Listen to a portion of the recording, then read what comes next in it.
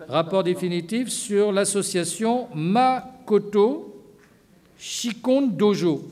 Donc la Chambre régionale des comptes, en fait, s'intéresse à l'association, mais plutôt à la vie de l'association que ce qu'elle fait chez nous réellement, puisque c'est un club de sport de karaté. Et donc on n'a rien à en dire, puisqu'il n'y a rien qui nous concerne. Donc elle baptise Dojo, ce qui est un bâtiment qui s'est appelé l'école du Loubet jusqu'aux années 80. Et voilà ce que c'est devenu, un bâtiment désaffecté quand l'école Anthony Fabre a été créée.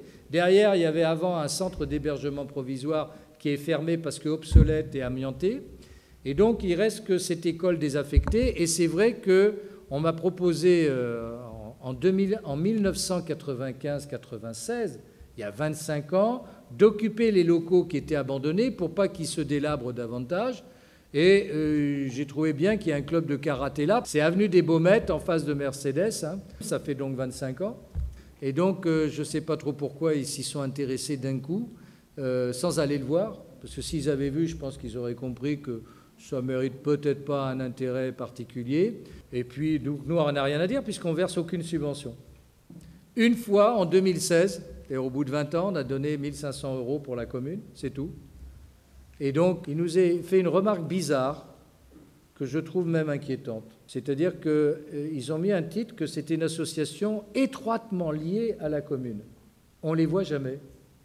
C'est l'association qu'on connaît le moins, puisqu'il n'y a jamais d'assemblée générale où la commune participe, puisqu'il n'y a pas de subvention municipale. Mais ils ont souffert un peu d'un strabisme. Ils ont vu 2 agents municipaux qui pratiquaient le sport là-dedans et qui avaient notamment des responsabilités.